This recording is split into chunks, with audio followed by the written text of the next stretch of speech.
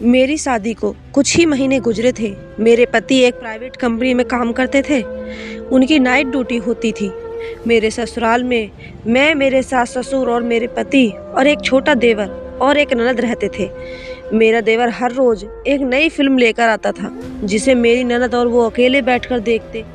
एक दिन मैंने देखने की जिद की तो देवर ने कहा, ये तुम्हारे देखने वाली फिल्म नहीं है। मैं हैरान थी, क्योंकि वो दरवाजे को कुंडी लगाकर देखते थे। मैं रात में वैसे भी बोर हो जाती थी, क्योंकि मेरे पति सुबह आते थे और तब तक मैं कमरे में अकेले ही होती थी। मेरा देवर और ननद दोनों ही मुझसे बहुत कम बात करते थे। देवर जब भी रात को घर आता कोई ना कोई फिल्म की सीडी जरूर लाता था, और फिर मेरी ननद और देवर दोनों कमरा बंद करके बैठ जाते थे। मेरे ससुराल में एक ही टीवी था, जो मेरे देवर के कमरे में था। मुझे उनकी ये हरकत बहुत अजीब लगती थी। भला ऐसी कौन सी फिल्म थी जो बंद कमरे में सबसे छुप के देखी जाती थी? मैं सोच कर रह जाती थी। मैं कभी कभी सोचती कि इसके बारे में अपने पति से बात करूं। फिर ये सोचकर चुप हो जाती थी कि कहीं मेरे पति ये ना समझे कि उनके भाई बहन से जलन कर रही हूँ। वैसे भी आजकल तो बेचारी भाभी बिना वजह बदनाम हो जाती है। एक दिन मेरी सुबह आँख खुली तो मेरे पति ड्यूटी से वापस आए हुए थे। मैं जल्दी से उठी और मुंह हाथ धोकर किचन में चली गई। फिर जल्दी ही सबके लिए और अपने पति के लिए नाश्ता बनाया और ट्रे में रखे अपने कमरे में ही ले आई। तब तक मेरे पति भी मुंह हाथ धोकर कपड़े बदले और बिस्तर पर बैठ गए थे। मैंने कमरे में आते हुए कहा, आ जाइए नाश्ता कर ले। मेरे पति ने मुस्कुराते हुए मेरे हाथ से ट्रे लेते हुए धन्यवाद कहा, तो मैं भी मुस्कुरा दी। मेरे पति ने पूछा, क्या हुआ हाथ पर, कैसे चोट है? मैं हैरान हो गई और बोली, कुछ नहीं, कल किचन में खाना बनाते वक्त हाथ जल गया और मैं बताना भूल गई। फिर रात खाने के बर्तन धोए तो पानी की वजह से छाला बन गया। मेरे पति ने कहा, ध्यान से काम किया करो। मैंने मुस्कुराते हुए ड्रामा ही अंदाज में कहा, जैसी आपकी आज्ञा पतिदेव। मेरे पति ने कहा, छोटी को कहा करो कि तुम्हारे घर के कामों में मदद किया करे। मैं सोचते हुए चुप हो गई। मैंने जब कोई जवाब नहीं दिया तो मेरे पति ने पूछा, क्या हुआ? मैं बोली, आपकी बहन तो सारा दिन अपने कमरे में रहती है और रात होते ही आपका भाई आ जाता है। फिर तो दोनों कमरा बंद करके ही बैठ रहते हैं। वो मुझसे बात तक नहीं करती, तो मैं काम का कैसे कहूँ? मेरे दिल में आई बात फौरन अपने पति को बता दी। मेरे पति ने सोचते हुए जवाब दिया, चलो मैं खुद कह दूंगा। मैंने अपने पति से कहा, अच्छा अभी आप नाश्ता करके आराम कर लीजिए, क्योंकि मैं जानती थी वो थके हुए आए होंगे। मेरे पति ने कहा, तुम भी नाश्ता कर लो, ठंडा हो रहा है। फिर हम दोनों ने एक साथ बैठकर नाश्ता किया। उसके बाद मैं कमरे की लाइट बंद की और बर्तन समेटे किचन में आ गई और मैं अपने कामों में लग गई। मैं अभी हॉल का झाड़ू पोछा करके थकी हुई सांस लेने के लिए 2 मिनट हॉल की रखी चारपाई पर बैठी ही थी कि मेरी ननद आ गई। भाभी नाश्ता बना दो, उसने तेज अंदाज से कहा। मेरी ननद की बात करने का अंदाज ऐसा था जैसे सामने वाला उसका नौकर हो और वो मालकिन हो। मुझे शुरू से ही उसका व्यवहार बहुत अजीब लगता था, लेकिन मैं कहती किससे? अगर मैं अपनी सास से कहती तो वो कहती कि मेरी बेटी से बहस कर रही है, लेकिन मैं घर का माहौल खराब ना हो इसलिए चुप रहती थी। मैं चुपचाप किचन में आ गई। मैंने नाश्ता बनाकर अपने ननद के सामने रख दिया, जब तक मेरा देवर भी उठ गया था। फिर मैंने उसको भी नाश्ता बनाकर दिया और अपने कमरे में आ गई। मैं अपने देवर के सामने बहुत कम जाया करती थी, क्योंकि मुझे उसकी नज़रें बहुत अजीब लगती थी। मैं कमरे में आकर बिस्तर पर बैठ गई। मेरे हाथ में बहुत दर्द उठ रहा था, मेरी आंखों में आंसू भर गए थे। इतने में मेरे पति की आंख खुल गई। मेरे पति ने फिक्रमंदी से पूछा, क्या हुआ? मैंने अपने आंसू साफ करते हुए अपने पति को बताया। वो किचन में काम कर रही थी तो जले पर पानी लगने की वजह से दर्द होने लगा। मेरे पति ने कहा, अरे तुम रहने देती, बिट्टू कर देती, लाओ अपना हाथ दिखाओ। मेरे पति ने मेरा हाथ अपने हाथ में लेते हुए देखा और फिर जिद करके मुझे हॉस्पिटल ले गए। डॉक्टर ने मेरे हाथ में पट्टी बांधी थी और साथ ही कुछ दवाइयाँ भी दी थी। हॉस्पिटल से मैं घर आई तो घर वैसा का वैसा ही पड़ा हुआ था। नाश्ते के बर्तन जो मैंने अपनी ननद और देवर को दिए थे वैसे ही हॉल में रखे टेबल पर पड़े हुए थे। मुझे बहुत गुस्सा आया लेकिन खामोश थी। तभी मेरे पति ने चेयर पर बैठते हुए पूछा, ये बर्तन अब तक यहीं रखे हुए हैं? मैंने कहा, हॉस्पिटल जाने से पहले आपकी बहन को और भाई को नाश्ता दिया था तो वो बर्तन ऐसे ही छोड़कर चले गए। मैं अभी उठा देती हूँ और बर्तन समेटकर वेश मौसन में रखने चलेगी।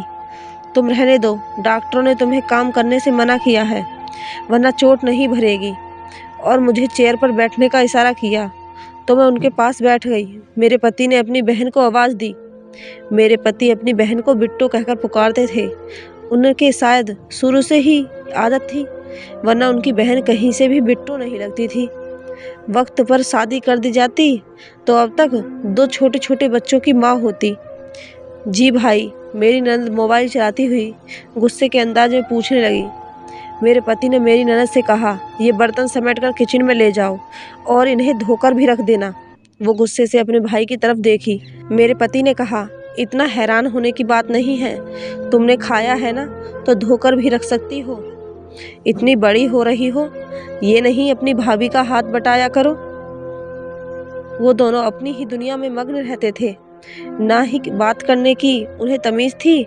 जबकि मेरी ननद और मेरे देवर के बराबरी में मेरे पति बहुत ही अच्छे थे, बात करते थे। मुझे तो कभी कभी लगता है कि मेरे पति की मम्मी ने उन्हें ज़रूर कहीं से गोद लिया होगा, या फिर मेरे देवर और ननद को खुद ही सोचकर अपने ही सोच पर हंस देती थी। शाम को मेरे पति अपनी ड्यूटी पर चले गए तो मैं हॉल में आकर बैठ गई थी। मेरी ननद किचन में थी क्योंकि मेरे पति ने मेरी ननद को सख्ती से मना किया था कि मुझे घर का कोई काम नहीं करने देना। अपने भाई की बात मानते हुए आज वो किचन में खाना बना रही थी। कुछ ही देर बाद दरवाजे पर दस्तक हुई। कौन है? मैंने दरवाजे के पास जाते हुए पूछा। भाभी मैं। मेरे देवर ने कहा तो मैंने दरवाज़ा खोल दिया। फिर मेरा देवर घर में दाखिल हुआ तो सीधा मेरी ननद के कमरे में चला गया। लेकिन जब मेरी ननद को कमरे में ना पाया तो आवाज़ें देने लगा। फिर मेरी ननद ने किचन से आवाज़ लगाई तो वो किचन में चला गया। दोनों आपस में धीरे धीरे कुछ बातें कर रहे थे। मैं हॉल में रखी सोफे पर बैठी हुई थी। मुझे उनकी आवाज़ें सही से सुनाई नहीं दे रही थी। फिर मैं अचानक मेरे देवर का फ़ोन बजने लग गया तो वो कोई सीडी मेरी ननद को दिया और फ़ोन कान से लगाए घर से बाहर निकल गया। मेरी ननद ने खाना पकाते हुए वो सीडी वहीं किचन में रख दी। मैं किचन के बाहर रखी टंकी से पानी ले रही थी, लेकिन मेरी नज़र इन दोनों पर थी। मैं किचन में आ गई। मेरी ननद सब्जियां काट रही थी। मैं उनसे बातें करने लगी। वो मुंह बनाए कुछ बातों का जवाब देती और कुछ को इग्नोर कर देती। मैंने उसकी जब नज़रों से बचकर वह सीडी अपने पल्लू में छिपा ली। मैं किचन से बाहर निकलने लगी थी कि वो सीडी मेरे पल्लू से निकलकर ज़मीन पर गिर गई। मेरी ननद ने फ़ौरन मुझे देखा। मैंने अनजान बनते हुए पूछा, ये सीडी कहाँ से आई है? और वो सीडी उठाई ताकि मेरी ननद को मुझ पर शक न हो कि मैं इस पर और अपने देवर पर नज़र रख रही हूँ। ये मेरी है, मुझे दीजिए। मेरी ननद झट से मेरे हाथ से वो सीडी छीन ली और जल्दी से वो सीडी लेते हुए अपने कमरे में चली गई। सबने खाना खा लिया तो मेरी ननद और देवर ने हमेशा की तरह अपने कमरे में कोई फिल्म लगा ली थी और दरवाजे को कुंडी लगा ली। मैं बोर होते हुए अपने कमरे में चक्कर काट रही थी। फिर अपने कमरे घर का फ़ोन मिलाकर बातें करने लगी और फिर पता ही नहीं चला कि कब आंख लग गई। अगले दिन मैं सुबह उठकर हमेशा की तरह कामों में व्यस्त हो गई। फिर काम पूरा करके कमरे में आई तो मेरे पति ने कहा कि जब तक मेरा हाथ ठीक नहीं हो जाता मैं अपने मायके चली जाऊं ताकि मुझे आराम मिले और हाथ जल्दी ठीक हो जाए। मैं जल्दी जल्दी तैयार हुई और बैग में कुछ कपड़े रख लिए और अपने पति के साथ अपने मायके चली गई। मैं सुबह उठी तो मेरे पति का फ़ोन आया पड़ा था। थोड़ी देर उनसे बात की। वो थके हुए थे, सो गए। मम्मी ने मुझे नाश्ते के लिए बुला लिया। मैं नाश्ते के लिए हॉल में आ गई। मम्मी टेबल पर नाश्ता लगा रही थी। फिर हम सब ने एक साथ नाश्ता किया। मैं धीरे से बर्तन समेटने लगी। मेरी बहन ने मुझसे कहा, अरे दीदी बैठे रहो, ये काम तो मैं कर लूँगी। मैंने कहा, वहाँ भी तो करती हूँ ना, यहाँ भी कर लूँगी। मेरी बहन ने मुस्कुराते हुए कहा, नहीं कोई ज़रूरत नहीं है, आराम के लिए आई हो तो आराम करना, वरना जीजा जी क्या कहेंगे कि मेरी सास और साली ने मेरी पत्नी को आराम भी नहीं करने दिया और मेरे हाथ से बर्तन लेकर किचन में चली आई। मैं अभी वहीं ऐसे ही बैठी हुई थी कि अचानक दरवाजे पर दस्तक हुई। मैंने पूछा, तब मालूम हुआ कि मेरी दोस्त थी जो हमारे ही गांव में रहती है। उसे मेरे आने की खबर मिल गई थी, वो मुझसे मिलने आ गई। मेरी दोस्त ने मुझसे गले मिलते हुए पूछा, कैसी हो? बिल्कुल ठीक हूँ, तुम सुनाओ? मैंने मुस्कुराते हुए पूछा। उसने कहा, मैं भी ठीक हूँ। मैंने उसे हॉल में रखे सोफे पर बैठने को कहा तो वह बैठ गई। फिर मैं भी उसके साथ बैठी रही। मेरी दोस्त ने मुंह बनाते हुए कहा, तुम तो भूल गई हो। मैंने कहा, बस यार, शादी के बाद इंसान घर की जिम्मेदारियों में बंध जाता है। वो हंसते हुए बोली, दूल्हे भैया ने रुकने के लिए कैसे भेज दिया? किचन से निकलते हुए मम्मी बोली, वो तो इसका हाथ जल गया था ना, इसलिए आराम करने के लिए आई है, वरना अब भी उसे अपनी मम्मी की कहाँ याद आनी थी। मैंने मम्मी को गले लगाते हुए कहा, मेरी प्यारी मम्मी, अब बस करें। मम्मी ने हंसकर कहा, तुम दोनों बैठकर बातें करो, और खुद दोबारा किचन में चली गई। फिर मैं और मेरी दोस्त, हम दोनों पुरानी बातों में गुल हो गए। मेरी दोस्त ने कहा, तुम्हें याद है एक पिंकी आंटी हमारे गांव में रहती थी, उन्होंने अपने पति के मरने के बाद मास्टर चाचा से शादी कर ली थी। मैंने कहा, हाँ मुझे याद है, लेकिन क्यों, क्या हुआ? मेरी दोस्त ने बताना शुरू किया कि पिंकी आंटी ने जब मास्टर चाचा से शादी की थी तो उससे पहले मास्टर चाचा का एक बेटा था, जिसके बारे में हमेशा गांव में सुनते रहते थे, किसी न किसी से झगड़ा हो गया है। मैंने कहा, हाँ ये सब बातें तो मुझे याद है, मुझे तो शुरू से ही मास्टर चाचा का बेटा खतरनाक लगता था। मेरी दोस्त ने कहा, तुम्हें पता है अभी कुछ दिन पहले क्या हुआ?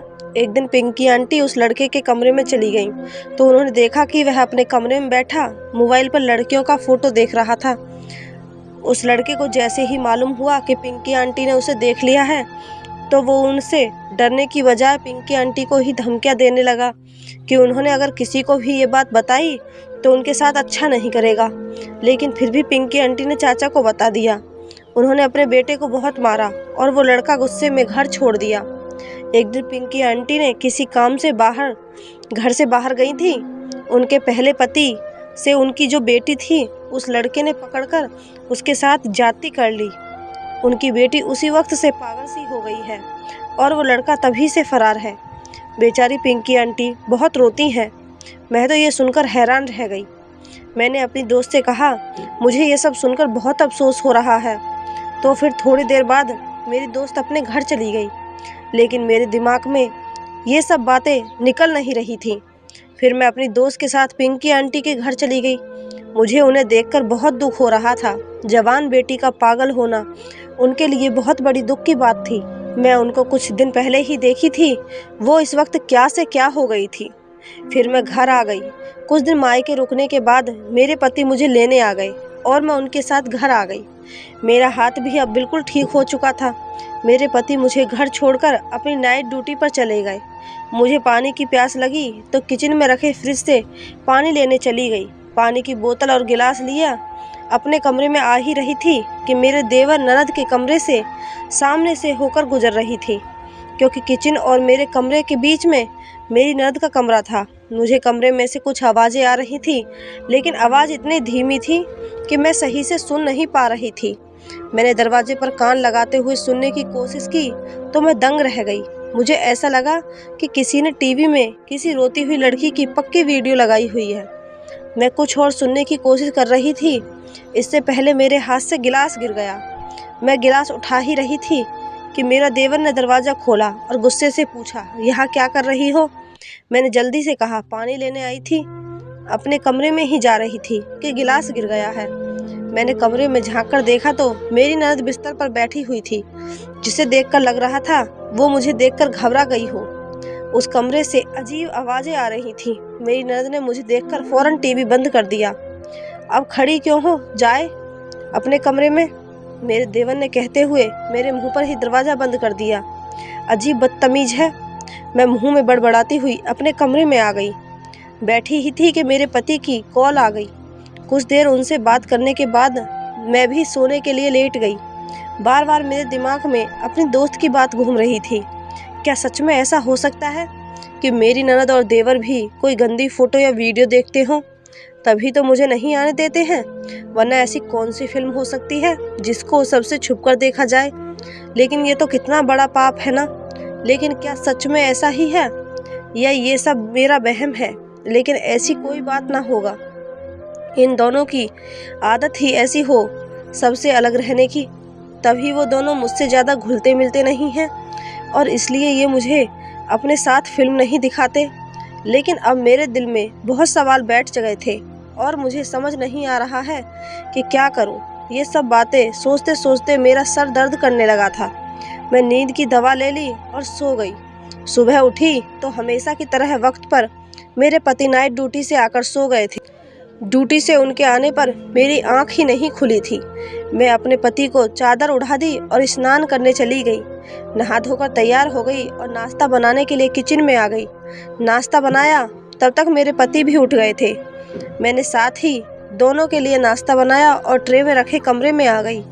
मैं और मेरे पति नाश्ता कर रहे थे, लेकिन मैं अब तक इन्हीं बातों में उलझी हुई थी। मेरे पति ने पूछा कहाँ गुम हो, तो मैंने सोचा उन्हें सारी बात बता दूं। लेकिन ये सब मेरा वहम हुआ तो मेरे पति मेरे बारे में क्या सोचेंगे कि मैं उनके भाई और बहन के बारे में कितना गलत सोच रही हूँ।